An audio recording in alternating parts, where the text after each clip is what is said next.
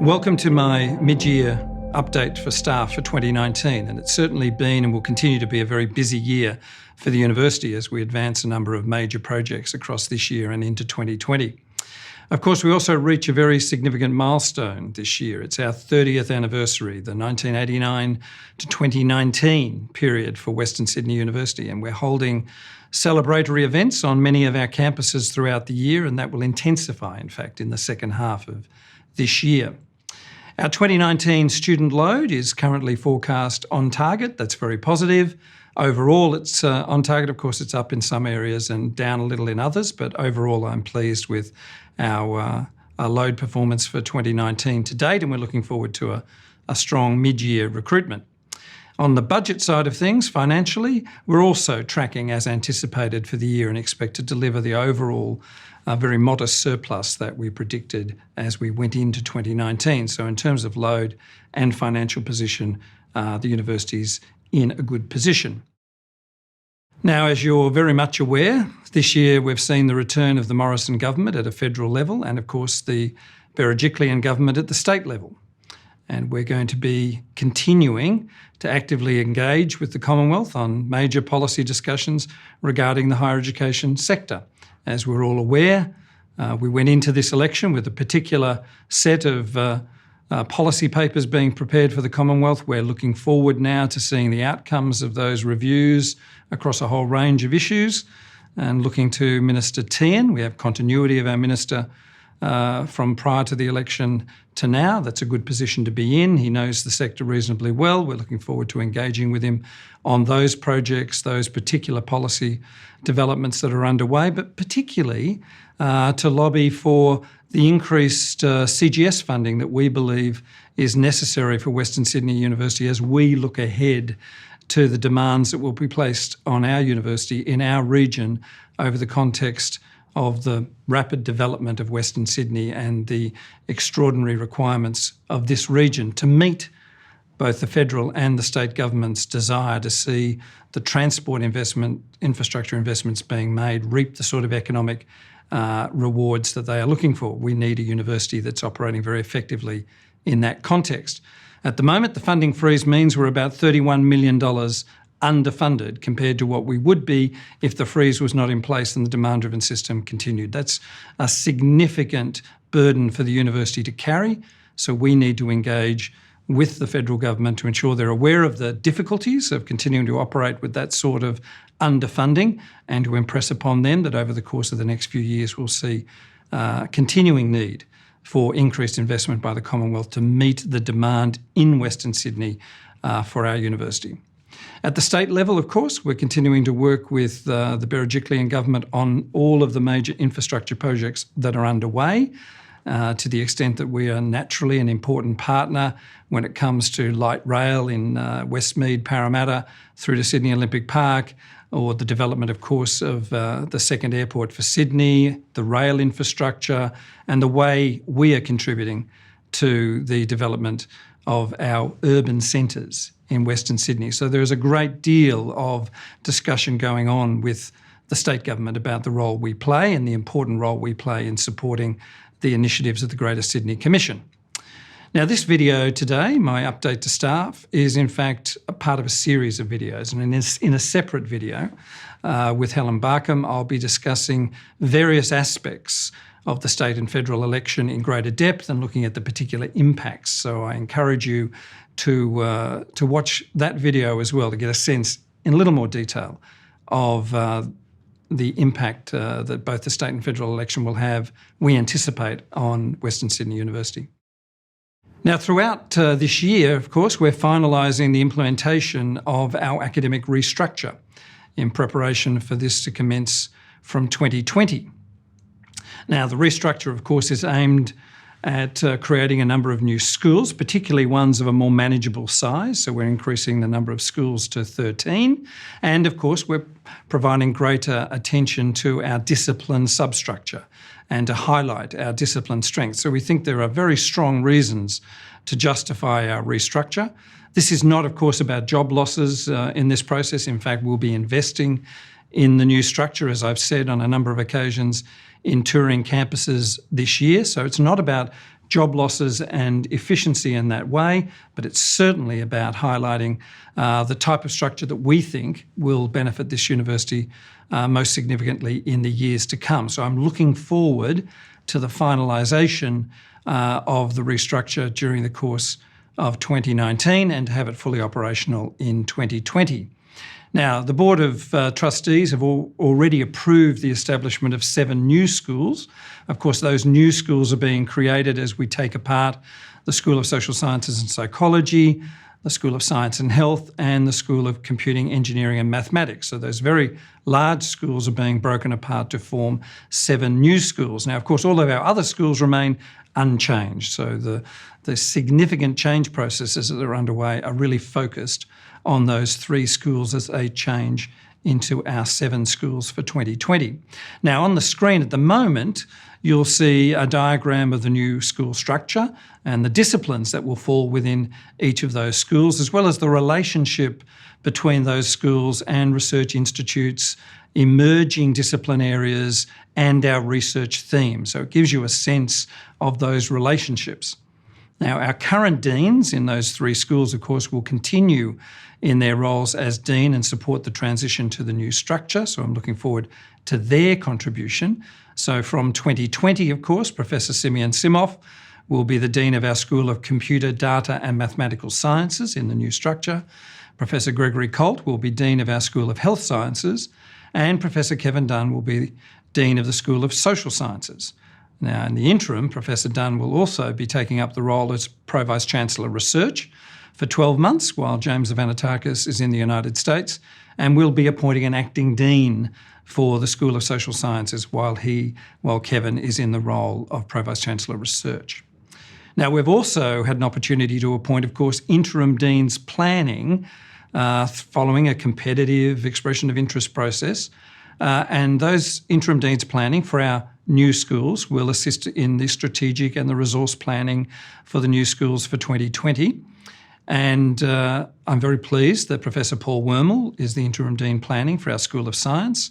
Professor Yang Jiang is the Interim Dean Planning for the School of Engineering.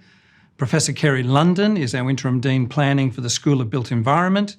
And Professor Tanya Mead is our Interim Dean Planning for the School of Psychology. So I welcome those 4 members of our professoriate to assist us during this crucial 6-month planning phase to ensure that we're in the best position possible for our new schools to begin in 2020. Now, we are about to commence an external competitive recruitment process for the deans of those new schools. That process will be undertaken over the next few months, and we hope that early in 2020, if not later this year, those deans will be in place to take over the long-term planning and development of our new schools. Now, alongside of the new schools, of course, across our 13 schools, we'll be developing 3 clusters. Those clusters will be the Humanities, Arts and Social Sciences cluster, the Health and Medicine cluster, and the Science, Technology, Engineering and Mathematics cluster. Those are the working titles of our 3 clusters. And as I've said in many of my presentations around campuses so far this year, those clusters are not faculties. They're not part of a management hierarchy in the university. They are there very much about facilitating collaboration within the clusters, between the schools, across clusters. We don't want barriers across clusters. And importantly, to have a very strong outward focus for the cluster and for the schools within the cluster to add to that external focus for the work that we're doing. We're going to appoint a Pro-Vice-Chancellor to assist in the overall governance of those clusters, and the PVCs will be chosen from the existing deans in each cluster. They'll be part-time positions and, as I said, focused on external engagement, promoting cross-collaboration between different clusters and, of course, across the schools within the cluster group. So we're looking forward to those cluster Pro-Vice-Chancellors being in place certainly in the next couple of months and, again, assisting us in preparing for full implementation of the new structure for 2020. I'm excited by it. I'm very pleased at the depth of consultation that's gone on, the way we've developed this model, and I do thank Professor Sharon Bell for the work she's done exhaustively across the university to ensure that the structure that we're going to put in place, which I think is a structure for Western Sydney University in 2020 and beyond, but different in many ways to structures of universities elsewhere in Australia, and I think that should reflect the position that we're in. One of the other issues I wanted to briefly touch on, of course, is the public discussion on academic freedom. Robert French, the Chancellor at the University of Western Australia and, of course, former Chief Justice of the High Court, completed his review on freedom of speech in Australian higher education earlier this year. And as a university, of course, we're also developing our own statement on academic freedom and freedom of speech. Very recently, the Chair of Academic Senate and myself co-hosted a summit on academic freedom and freedom of speech, which I'm very pleased a number of staff attended, and we had, I thought, a very valuable discussion about how we should, as a university, contribute to the public discussion on academic freedom, but importantly, how we can develop our own charter of academic freedom. And I'm looking forward to the Chair of Academic Senate developing that in the next few months. Our Board of Trustees will also be considering the model code that's been suggested by Robert French. We'll look at that in detail at our next Board of Trustees meeting in August, and we'll report back in terms of the next steps with the model code. But very importantly, we need to look at our own charter, which we've been working on now for some time, the implications of adopting the model code, and our own code of conduct. And all of those elements will be under discussion and review as we move forward. I think we're in a sound position when it comes to ensuring that we continue to promote the importance of academic freedom in Australia's higher education system. One of the other important launches this year was of our people strategy, Our People, Securing Success, and I thank the team in HR for the work they've done on this. We're just beginning the implementation of that strategy, and it will focus on a number of core pillars: enhancing our organisational culture and performance, attraction and retention of people within our organisation, cultivating, empowering leadership, developing, of course, careers for both academic and professional staff, and how we recognise and reward staff. So they're critically important elements of our overall people strategy, and I'm very pleased that we're both endorsed the strategy but importantly implementing that at the moment. And we're currently looking closely at workforce planning more broadly to ensure the ongoing success of the university. And you'll see more of the activity around the implementation of the people strategy in the months to come. We've invested in this, and over the next 2 or 3 years, we expect to see considerable progress. Last year, of course, the university undertook My Voice survey. And based on the survey findings, we've implemented a number of new initiatives. I think very aware of the key messages that came out of that My Voice survey about leadership in the organisation. The senior executive is certainly more actively engaging with staff broadly across the university. I've been very pleased to be able to visit different campuses this year, meeting with staff, meeting with students as part of my Out and About initiative. It's been a very valuable way to get onto campuses, talk to students and staff, but also to have a look at our research facilities and our teaching facilities, to talk to staff about the changes that are underway, and also, in each occasion, to meet with members of the local council and discuss with the mayor and the chief executive and other senior members of the council about our initiatives and our objectives in that particular part of Sydney and how that can support and assist the local government authority that we're working with. So they've been very valuable occasions. We've certainly received a lot of feedback, and we'll be following up on a lot of that, both as part of our strategic planning process, but at an operational level, following up on many, many suggestions. We've also reshaped our new staff orientation to include an exhibition that provides information about a range of essential services for staff as part of our response to My Voice, including 15 internal business units and 8 external service providers. So a comprehensive way of providing more information to new staff during that critical orientation process. So I'm very pleased that that's another outcome from the work we're doing with following up on My Voice. The Deputy Vice-Chancellor Academic, has sponsored the establishment of a network for emerging women at Western Sydney University, particularly women at Hugh levels 1 to 8 and levels A to C in the academic classification. A very important initiative. Initial meetings have been held, and based on the feedback from those meetings, further programs are being developed to support careers for emerging women at Western Sydney University. And I congratulate Denise for the work she's doing, both on the Emerging Women program, but also on the Senior Women's Leadership program. So that process will aim to facilitate career development and opportunities at the university, and that was a key area for improvement identified in the My Voice survey. As another example of what's going on, Marks have initiated cross-school institute student supervisory panels. I think that's a great initiative designed to enhance collaboration and cooperation between schools and research institutes. And of course, there is a great deal of activity going on right across the board in schools, institutes and divisions to address more specific concerns raised through My Voice. And we've had a number of comprehensive reports on the follow-up to the My Voice survey over the course of this year, and that will continue. And as I've made very clear, we'll repeat the survey again next year, in April, May next year, just 2 years after the last survey, and ensure that we've followed up, but also the findings of the 2020 survey will inform improvements going forward from the middle of next year. So I'm looking forward to that in 2020. Another very important outcome this year, of course, was that we received the WGEA Employer of Choice for Gender Equality citation for the 14th consecutive year. That's a great outcome. I think it's 16 out of 17 years that we've received that citation. Wonderful endorsement of the work we're doing to be an employer of choice in terms of gender equity. Very importantly, the Times Higher Education Impact and Innovation Rankings came out just a few weeks ago, and we're very pleased to be ranked number 1 in the world for gender equality in terms of what we're doing to reflect the intent of the United Nations Sustainable Development Goals in the activities and performance of the university. So number 1 in the world for gender equality, and we're very, very proud of that. Number 2 in the world for reducing inequality.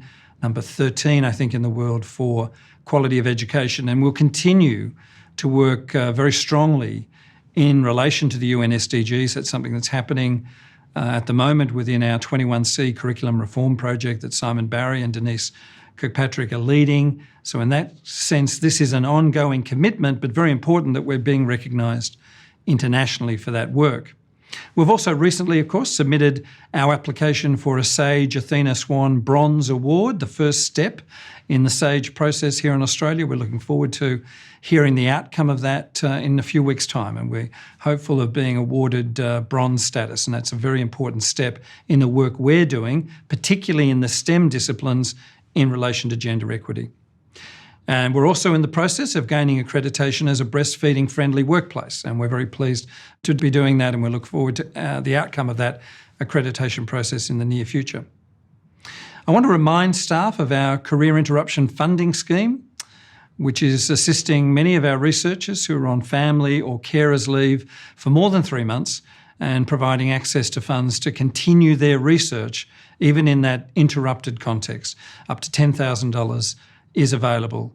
And I think it's a wonderful example of the sorts of support arrangements that we have in place for many of our emerging and early career and also mid-career researchers to recognise the challenges of career interruption and to provide some support to assist in maintaining engagement with their research activity. So I commend that scheme to you.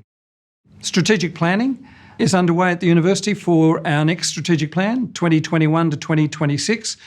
We're coming to the end of Securing Success, which was a 2015 to 2020 strategic plan, which we did a refresh of in 2017-18, mid-cycle refresh. But we're now beginning the detailed work on a new strategic plan for that very important period from 2021 through to 2026. We continue to see very significant growth and transformation throughout our region. And that's going to continue, not just in the 6 or 7 years ahead of us, but in the decades to come. So we need to respond to those changes in our region, so our strategic plan and our decadal planning needs to reflect those changes. We're also facing, though, in terms of the drivers that will inform our new strategic plan, we're also facing increased competition and interest in our region. You can't have the sort of developments we're seeing, the sort of changes we're seeing in our region and not expect other universities and higher education providers to see this as an opportunity to develop new campuses, new facilities and new collaborations. So that will bring with it challenge, and it'll certainly bring with it heightened competition. Again, we need to position ourselves for the future and ensure that we can respond to those challenges. And as our region transforms, as it develops, we are an anchor institution for our region, as we made very clear in securing success, and we need to continue to develop that concept and to reinforce it. In a separate video with Professor Sharon Bell, our DVC Strategy and Planning, I'll be discussing the strategic planning work in more detail for 2021 to 2026, and I look forward to exploring that in a range of consultative sessions over the course of the next year. In my video with Sharon, I discuss the priorities for our next strategic plan in some depth, so I commend that to you. In addition to our strategic planning work, which of course is a 5 to 6 year cycle, we're also developing our longer term decadal strategies. And I'm very pleased that late last year, 2018, we launched the Western Health Strategy, which sets our commitment to the health of our region throughout the coming decade and beyond. And this region will continue to experience significant health challenges. And we need to ensure that as the university that provides, importantly, the graduate health workforce for our region, as well as undertaking translational and transformative research, we need to be well aware of those changes and be prepared for them. This year, of course, we're continuing our focus on long-term planning. Our flight path plan was released in March, and that, of course, is a decadal strategy that positions the university at the centre of government, industry and collaborative narratives around the Western Sydney Airport and the Aerotropolis. And of course, the airport is going to be central to our next strategic planning cycle, given that we're looking at 2021 to 2026, and that takes us to that moment at which the first plane should be landing at Badgerys Creek in 2026. So we need this strategic planning cycle to be very much about meeting and preparing for that very important moment in 2026. We've also been working on our arts and culture decadal plan, and Dola Meriles is leading the development of that strategy and has been liaising with a range of external and internal stakeholders throughout this year. We're looking forward to launching that strategy in September this year. We're also anticipating an exciting period ahead in our region for the arts and culture. The relocation of the Powerhouse Museum from Ultimo to Parramatta is an example of exciting arts and culture infrastructure for our region. The redevelopment of the Riverside Theatres will see a great deal of activity in Parramatta, as we will right across our region. So we need to, as a university, consider how we engage and lead more actively in the arts and culture space. The multicultural and diverse landscape of Western Sydney creates significant opportunities in arts and culture. So I'm looking forward to that launch a little later this year. Many of you will have heard, I hope all of you will have heard, in detail about our Western Growth Initiative, which is enabling us to play a leading role in the transformation of Western Sydney and providing a highly visible presence within the community, and I think a very tangible demonstration of our commitment to our mission to ensure that we're providing high quality teaching opportunities, educational opportunities, research opportunities where they're needed in the context of a rapidly changing part of Australia. Now, a number of our completed and current projects that are underway are being displayed on the screen at the moment. It's a very impressive collection of images. You'll see our Bankstown CBD campus, which is well and truly underway in terms of planning. In February, the concept design for that campus was announced. We're now undertaking consultation with the community. We've had approvals around the overall design. So we're looking forward to what will be a very, very exciting at-scale new campus development in the heart of Bankstown. Our Engineering Innovation Hub, which is a joint venture with UNSW in the heart of Parramatta, very close to the Peter Shergold building, was of course announced late last year, and that's moving ahead rapidly. There's already some early work going on the site with our partner Charter Hall, who will be helping us to deliver this facility, which is not just about the university and UNSW as our partner in an educational context, but new research opportunities, new program development opportunities, and industry co-location, an exciting opportunity in the heart of Parramatta. But we're continuing to work, of course, on a number of other exciting Western growth projects, including the redevelopment of our Westmead precinct, where we have the new facilities for Nickham that will be opened later this year, and future facilities for Marks on site, and new opportunities for an innovation precinct at Westmead. Cadden's Corner, which you may not have heard about, at least not referred to it that way, on our Werrington South campus, and that, of course, is a shopping complex that we are developing on that campus to reflect the needs of the developing Cadden's community and Kingswood community surrounding our campuses.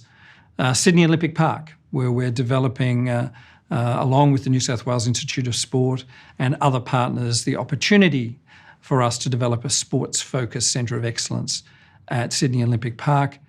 On our Hawkesbury campus, of course, we've been developing state-of-the-art research greenhouses for the Hawkesbury Institute for the Environment, for HIE, and the research we're doing in the School of Science and Health. But our particular commitment to protected cropping and peri-urban horticulture will manifest itself with some exciting opportunities that will unfold at Hawkesbury in the near future. And we remain very focused at Campbelltown on securing funding for the Macarthur Health Research Facility, a $50 million research-focused facility adjacent to our clinical school at Campbelltown Hospital. So exciting elements of Western growth right across Western Sydney. And as I mentioned in one of my other video presentations with Helen Barkham about the election, I mentioned, of course, our work on the multiversity at the Aerotropolis, which is a collaboration with the New Alliance, University of New South Wales, University of Newcastle, University of Wollongong. Early stages for that initiative, but an exciting opportunity for 4 universities to work together on the doorstep of the airport over the course of the next 5 or 6 years. The Western Growth Initiative, of course, is also enabling the university to significantly grow our endowment, our university corpus, a significant amount of funding that we can use to, over time, invest in our teaching and our research activity. In 2019, we'll see the benefits from the corpus emerge, with funding being released from the interest earnings on the corpus to support a number of strategic initiatives. And they'll be used to particularly accelerate and expand our 21C curriculum project, as well as a significant investment in research and visiting research fellowships. It's an exciting opportunity for us to demonstrate that Western Growth has both contributed to this substantial corpus, but that we are now beginning to use the resources from it, from the interest earnings, to invest in teaching and research. So an exciting opportunity for the university. Future funding, of course, will support an even broader range of initiatives, and we're looking forward to reaching out to the university community later this year to seek your ideas about how we can invest in game-changing opportunities for our university in the future.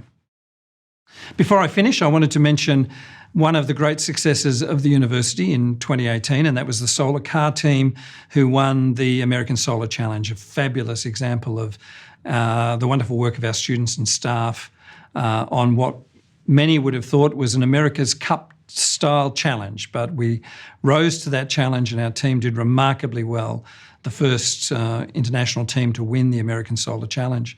Now, this year, of course, the solar car team has been working tirelessly to develop an entirely new car that will be unveiled in August this year, and it will be racing in October. The team will participate in the Bridgestone World Solar Challenge, which is a race, of course, from Darwin to Adelaide, stretching over 3,000 kilometres.